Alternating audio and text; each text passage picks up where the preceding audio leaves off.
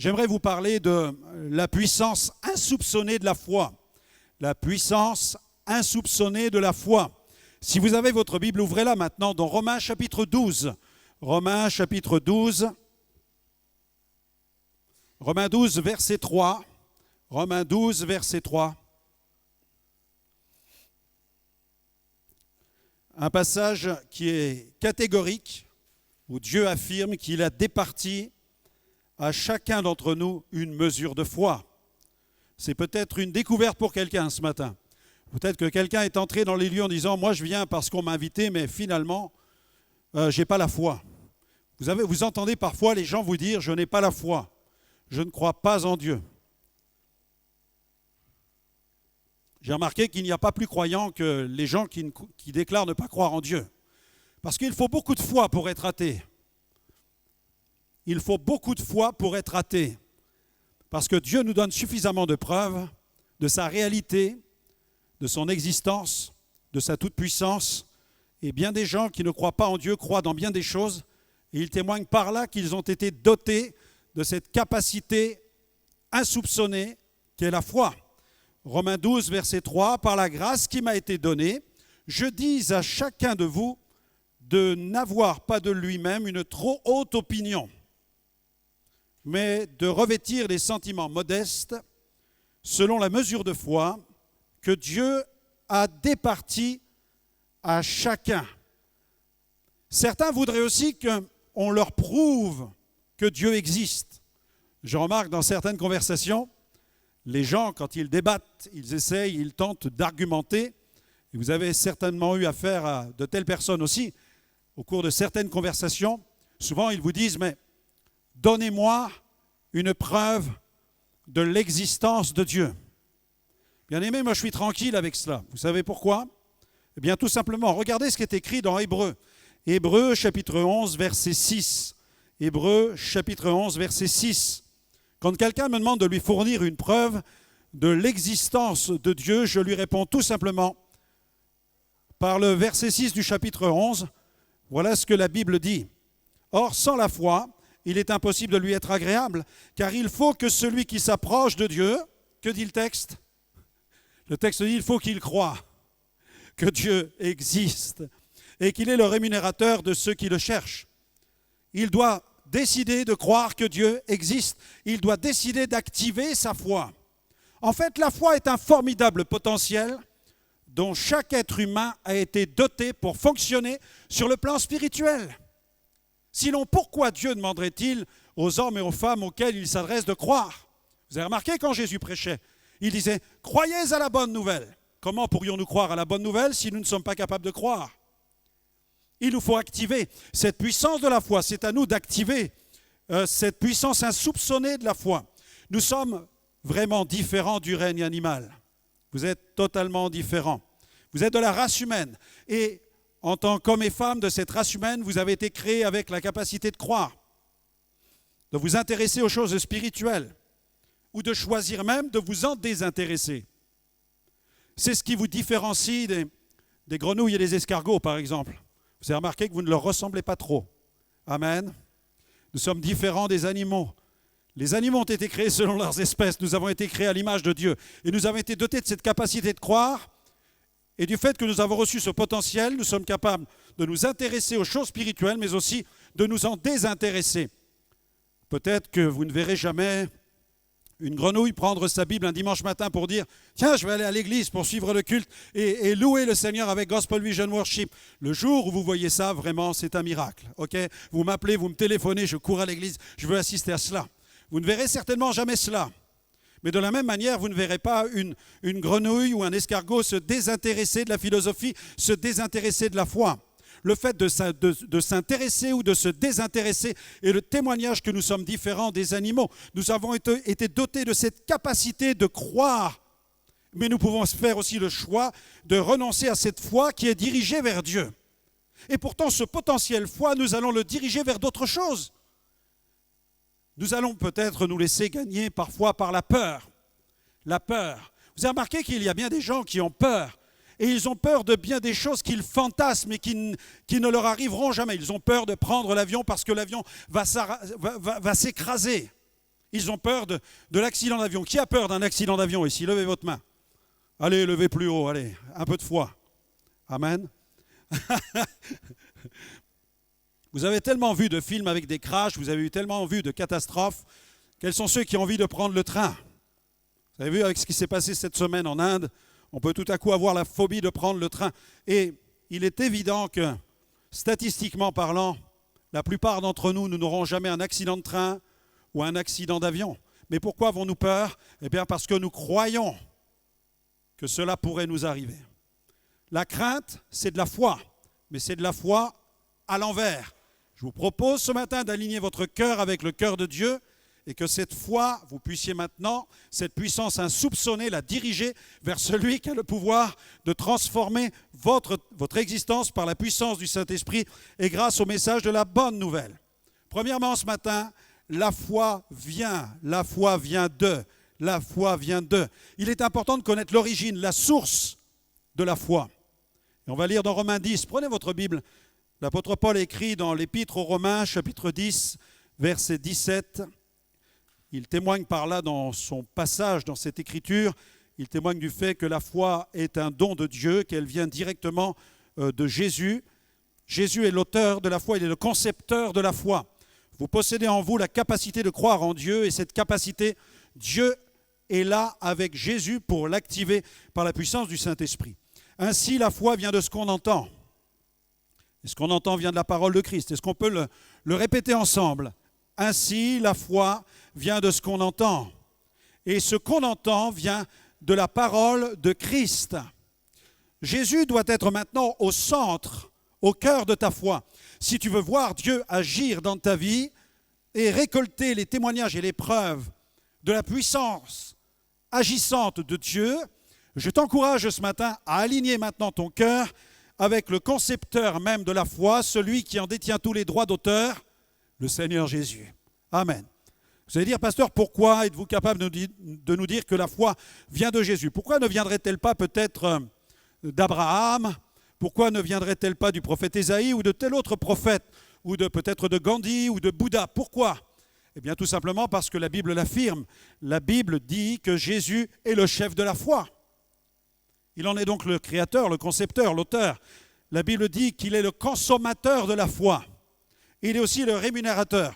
Jésus est donc le chef, il veut présider à l'activation de la foi, il veut la consommer pour pouvoir la rémunérer. Sans la foi, il est impossible d'être agréable à Dieu. C'est aussi simple que cela. Vous ne pouvez pas prétendre être béni par Dieu tant que vous ne décidez pas de libérer votre foi et de vous approcher de Dieu par la foi. Ne reprochez jamais à Dieu de ne pas vous bénir si vous n'êtes pas prêt à activer votre foi. Vous êtes responsable du potentiel que Dieu vous donne. La balle est dans ton camp. Amen. La balle est dans notre camp. Regardez ce qui est écrit dans Hébreux chapitre 12. Hébreux chapitre 12, versets 1 à 2. Nous donc, aussi, puisque nous sommes environnés d'une si grande nuée de témoins, rejetons tout fardeau et le péché qui nous enveloppe si facilement. Et courons avec persévérance dans la carrière qui nous est ouverte, ayant les regards fixés sur Jésus, le chef et le consommateur de la foi, qui, en vue de la joie qui lui était réservée, a souffert la croix, méprisé l'ignominie, et s'est assis à la droite du trône de Dieu. Amen. Alors ce matin, libère ta foi en l'alignant avec la personne, avec l'œuvre même de Jésus. J'entendais ce témoignage d'une dame qui était en train de passer son permis de conduire. Alors elle arrive, l'examinateur était là, sur le trottoir, en train de l'attendre. Il lui passe les clés du véhicule, elle tourne la clé, elle ouvre la porte. Elle pense rapidement à faire le tour du véhicule, elle vérifie les pneus, si aucun d'entre eux n'est crevé. Elle passe ensuite à l'intérieur, donc elle passe par la porte, elle prend place sur le siège. Et puis là, sur le siège, elle commence à mettre la ceinture de sécurité, elle règle les différents rétroviseurs.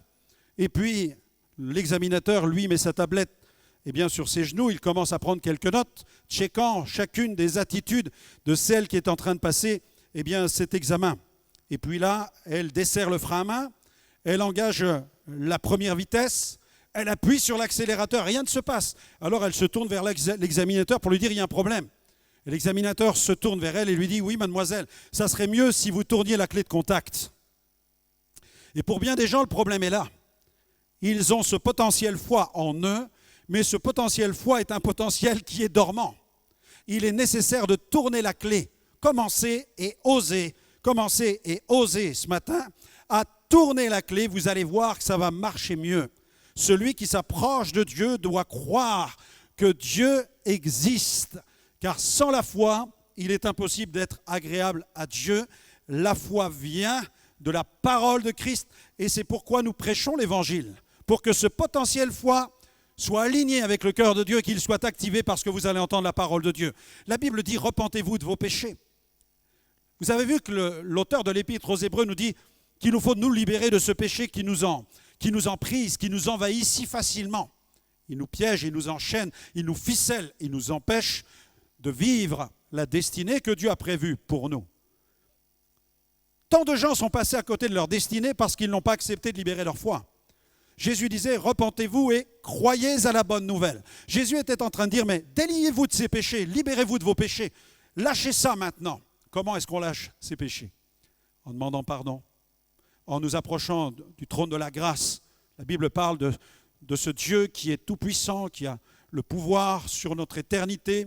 Il nous demande de nous repentir de nos péchés, de les avouer, de les confesser, de nous en détourner, de les abandonner, de couper radicalement avec le péché et de croire. Alléluia. Je me repens de mes péchés, je m'en détourne et je me tourne vers Dieu. C'est ce que vous avez entendu dans la bouche de ces jeunes gens qui ont rendu témoignage sur le comment leur vie a été changée avec une extrême simplicité. Des jeunes adultes qui sont capables de vous dire qu'à un certain moment, ils avaient des doutes concernant l'existence de Dieu, ils avaient des doutes quant à leur relation même avec Dieu, quant à leur éternité, ayant pourtant grandi à l'intérieur même de l'Église. Mais à un certain moment, quelque chose s'est passé parce que le Saint-Esprit est entré en action. Pourquoi? Parce que des hommes prêchent la parole de Dieu, parce que l'Évangile est annoncé, parce que nous prêchons la bonne nouvelle. Et la bonne nouvelle vient pour énergiser notre foi afin qu'elle soit tournée vers la bonne personne, la personne de Dieu. Sinon, l'être humain va placer sa confiance dans quoi? Il va placer sa confiance peut-être dans les astres, mais il va se rendre compte qu'en lisant son horoscope, eh bien, les horoscopes font souvent erreur. Ils sont vraiment limités. Il va se tourner peut-être vers le matérialisme, mais dès qu'il y a une crise financière et de l'inflation, il va se rendre compte que le matérialisme ne parvient pas à remplir son cœur. Mais s'il peut maintenant tourner sa foi vers Dieu, il va se rendre compte que Dieu, lui, est illimité. Alléluia. C'est pourquoi place ta confiance dans la personne même de Dieu, et c'est alors que tu verras l'œuvre du Saint-Esprit se produire en toi. La foi vient. Deuxièmement, la foi est. La foi est. Prenez votre Bible dans Hébreux 11, versets 1 à 3. Hébreux 11, versets 1 à 3. L'auteur de l'Épître aux Hébreux nous donne en quelque sorte une définition de la foi. Il dit « Or, la foi est ». Nous avons lu tout à l'heure, la foi vient de. Maintenant, le texte nous dit « La foi est ». Elle est une ferme assurance des choses qu'on espère, une démonstration de celles qu'on ne voit pas. Pour l'avoir possédée, les anciens ont obtenu un témoignage favorable. C'est par la foi que nous reconnaissons que le monde a été formé par la parole de Dieu, en sorte que ce que l'on voit n'a pas été fait de choses visibles. Amen. Une substance signifie littéralement la matière. Or, la foi, c'est la matière spirituelle, bien entendu. C'est l'élément, le fond. Une substance, c'est une matière, un élément, c'est le fond, c'est la base, c'est la matière, c'est l'essence, c'est le corps d'une chose. Replacez ces termes dans la définition que nous avons de l'auteur de l'Épître aux Hébreux, vous allez voir combien ces mots donnent une dimension incroyable de l'expansion à cette définition concernant la foi. Or, la foi, c'est la matière. Or, la foi, c'est l'élément, le fond, la base, la matière, l'essence, le corps. Est-ce qu'on pourrait croire que les gens qui croient en Jésus et qui viennent ici sont des éberlués? On pourrait croire que c'est des gens peut-être manipulables, auxquels on adresse quelques paroles et qui tout à coup se mettent à croire en Dieu. Mais comprenez bien, bien-aimés, ce matin, que ma foi n'a rien de quelque chose de virtuel ou d'éphémère. Ma foi, c'est la matière. Ma foi, c'est le fond. Ma foi, c'est la base. Ma foi, c'est le socle de ma vie spirituelle. Alléluia. Et je tiens debout par la foi. Et la foi me porte. La Bible dit que c'est par la foi que Dieu a créé l'univers. Alléluia. Il a créé le monde matériel, le monde physique par la foi. Amen. C'est par la foi que nous croyons que le monde physique a été créé. C'est par la foi que nous croyons que les choses visibles ont été créées par un Dieu qui est invisible. Dieu a dit de sa bouche et les choses ont existé. Vous savez, le concept de la foi que Dieu nous a donné, c'est lui qui en est l'auteur. Et il nous enseigne Dieu même sur le principe de la foi. Parce que Dieu déclare et les choses arrivent. Dieu déclare et les choses existent. Et Dieu, s'il nous demande de croire radicalement à sa parole, c'est que lui, par sa propre parole, il a créé l'univers. Alléluia.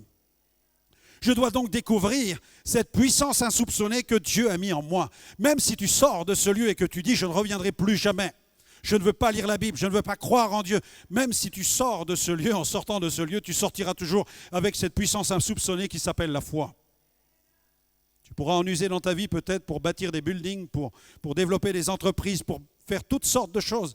Te tourner vers les astres, vers les étoiles, vers les guérisseurs, ou toutes sortes de pratiques. Tu vas pouvoir utiliser cette capacité de croire dont ne dispose pas le règne animal. Tu pourras en user, mais malheureusement, tu vas passer à côté de ta destinée.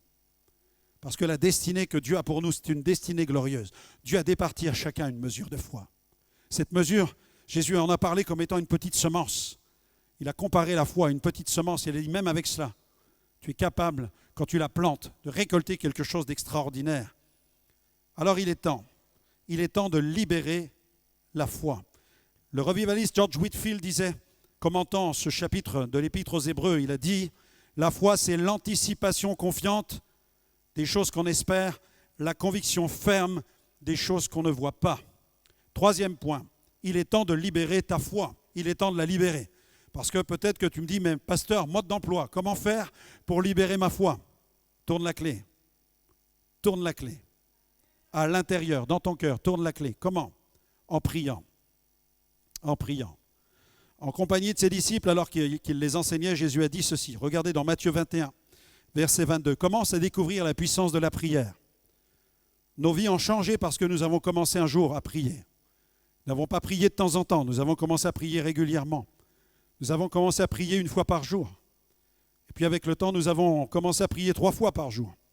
Et puis avec le temps, nous avons commencé à comprendre que nous pouvions prier constamment. Ce qui veut dire que nous sommes toujours dans un esprit de prière. Alléluia. Dieu soit béni, nous sommes toujours en prière parce que nous sommes remplis du Saint-Esprit. Je ne suis pas rempli du Saint-Esprit à 20h le soir, ni à midi, ni à 8h au petit déjeuner. Je suis rempli du Saint-Esprit à tout moment de la journée. 24 heures sur 24, même la nuit, quand j'ouvre les yeux, je suis rempli du Saint-Esprit, je peux prier. Je suis dans un esprit de prière. Et Jésus dit à ses disciples, je vous le dis en vérité, si vous aviez de la foi et que vous ne doutiez point. Donc il dit, certains ont de la foi, mais ils peuvent douter.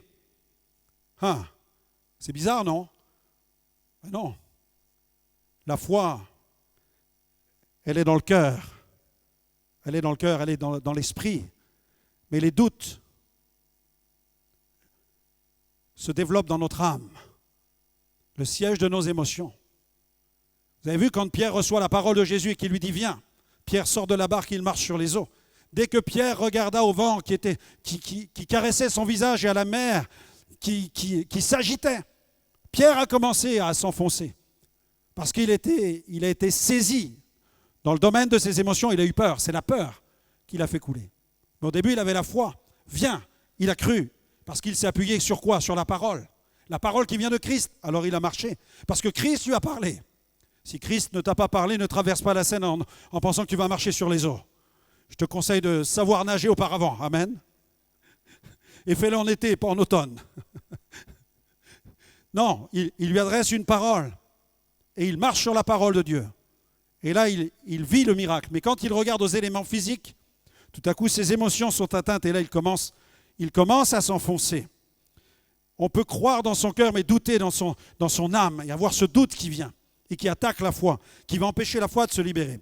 Si vous aviez de la foi, que vous ne doutiez point, non seulement vous feriez ce qui a été fait aux figuiers, mais ce que vous diriez à cette montagne, ôte-toi de là et jette-toi dans la mer, cela se ferait.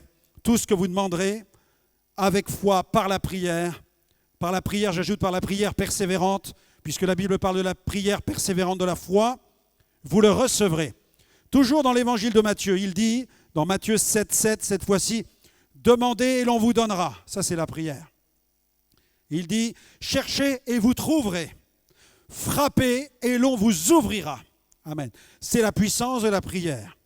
Dans Marc 11, 22 à 24, vous avez encore une autre clé concernant la prière. Jésus prit la parole et leur dit, ayez foi en Dieu. Là encore, vous avez le domaine de la foi.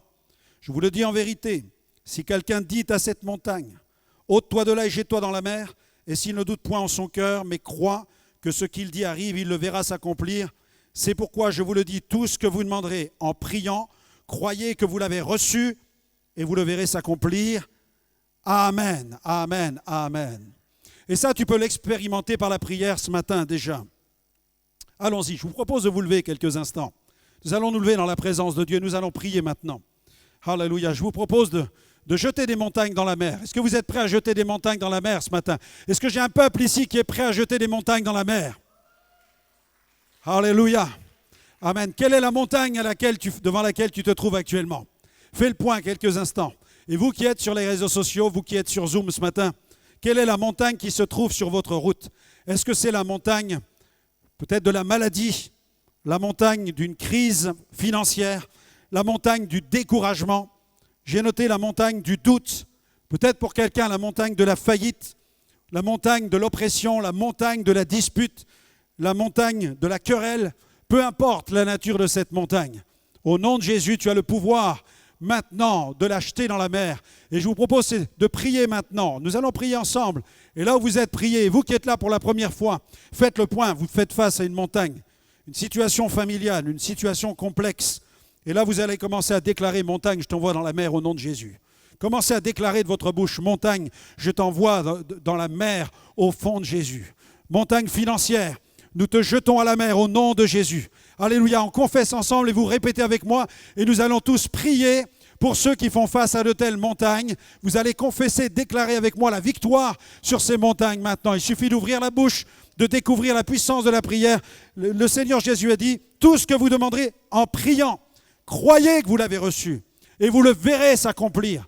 Au nom de Jésus, montagne de crainte, répétez avec moi, montagne de crainte, au nom de Jésus, va dans la mer maintenant. Alléluia. Montagne de maladie, au nom de Jésus, je te jette à la mer, au nom de Jésus. Alléluia. Montagne de peur, au nom de Jésus, je te jette à la mer. Montagne d'oppression, au nom de Jésus, je te jette à la mer. Alléluia. Montagne de chômage, au nom de Jésus, je te jette à la mer. Dieu soit béni. Montagne de maladie, au nom de Jésus, je te jette à la mer. Montagne de solitude, au nom de Jésus, je t'envoie dans la mer. Au nom de Jésus, je crois la victoire du Seigneur. Est-ce qu'on peut acclamer le roi des rois? Nous jetons les montagnes dans la mer. Nous les noyons au nom de la puissance du Seigneur Jésus. Amen. Je vous invite à vous asseoir. Voilà comment nous libérons notre foi. Il est temps de libérer ta foi en priant. Deuxièmement, en déclarant, comme nous venons de le faire. Un homme se trouvait désemparé devant l'impuissance des disciples de Jésus qui ne parvenaient pas à libérer son fils qui était tourmenté par un esprit, par un mauvais esprit, et l'enfant écumait, il se tordait de douleur. Et Jésus s'adresse au Père, parce que le Père demande de l'aide au Seigneur. Et il lui dit, mais tes disciples ont essayé, mais ils ont échoué. Et Jésus demande au Père, combien y a-t-il de temps que cela lui arrive? C'est dans Marc 9, pour ceux qui veulent lire ou relire ce passage. Dans Marc 9, versets 21 à 27, Jésus demanda au Père, combien de temps? Combien y a-t-il de temps que cela lui arrive? Depuis son enfance, répondit-il. Et souvent l'Esprit l'a jeté dans le feu et dans l'eau pour le faire périr. Mais si tu peux quelque chose, viens à notre secours. Aie compassion de nous. Vous imaginez la scène? L'homme se trouve face à Jésus. Et il lui dit, au cas où tu pourrais faire quelque chose, viens m'aider. Jésus lui dit, si tu peux. Tu es en train de me poser la question, est-ce que je peux? Jésus répond, tout est possible à celui qui croit. La balle est dans ton camp. Tu as le potentiel. Tu l'as en toi. Tu m'as face à toi. Il avait Jésus face à lui.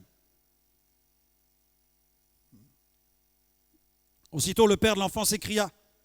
Regardez ce qu'il va s'écrier. Je crois. Viens au secours de mon incrédulité. Il dit, je crois, mais viens au secours de mon incrédulité. Il avait besoin que Jésus vienne le secourir dans les limites de sa foi. Il avait de la foi, mais sa foi était paralysée par l'incrédulité. Alors Jésus, voyant accourir la foule, menaça l'esprit impur et lui dit, « Esprit muet et sourd, je te l'ordonne, sors de cet enfant, n'y rentre plus. » Et il sortit en poussant des cris et en l'agitant avec une grande violence. L'enfant devint comme mort, de sorte que plusieurs disaient qu'il était mort. Mais Jésus, l'ayant pris par la main, le fit lever et il se tint debout. Amen.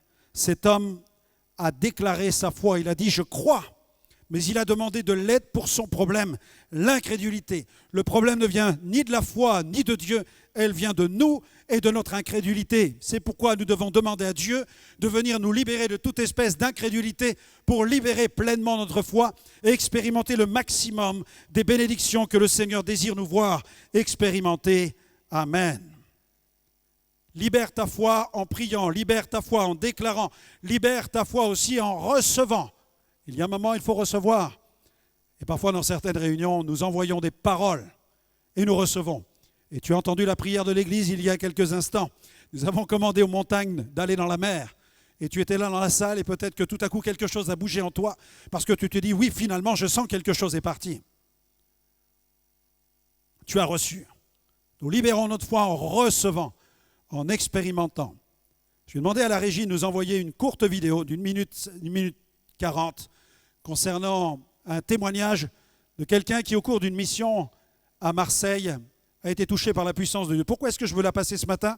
Certains d'entre vous, vous l'avez certainement déjà vu sur les réseaux sociaux, mais parce que nous venons d'arriver en juin et il y a quelques jours, elle était sur le réseau social avec nous et nous fêtions les 4 années de guérison de cette femme qui souffrait d'un problème au niveau de sa colonne vertébrale.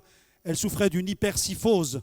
Et au cours d'une réunion d'évangélisation, où j'avais l'occasion de prêcher simplement l'évangile, en priant pour elle, j'ai eu une parole pour elle, une parole de sagesse et une parole d'autorité, et cette parole lui a apporté la guérison. Ce n'est pas moi qui l'ai guérie, parce que je n'ai le pouvoir de guérir personne, mais c'est le Seigneur Jésus, par l'onction du Saint-Esprit, qui accomplit des miracles, car c'est lui qui a porté nos péchés, nos maladies à la croix. Que les choses soient bien claires, nous ne guérissons personne ici, mais nous croyons en celui qui a le pouvoir de guérir de toute espèce de maladie. Amen. Vous croyez en cela?